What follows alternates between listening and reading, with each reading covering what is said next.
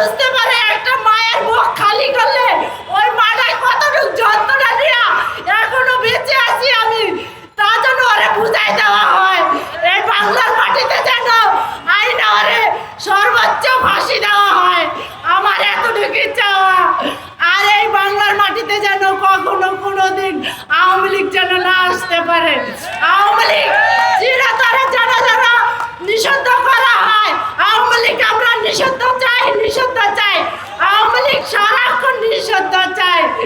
আমাদের যন্ত্রণা, আমাদের কষ্টটা, আমাদের আকুতি, আমাদের যে কষ্ট বুক ফাটা, এই যে ঈদ গেল, ঈদের ভিতরে আমরা ছেলে ছাড়া আমি ঈদ করতে পারি নাই, আমার মুখে দিয়ে খাবার যায় নাই।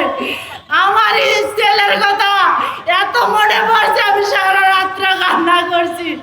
আমার এই যন্ত্রণা আমি কার কাছে বলবো?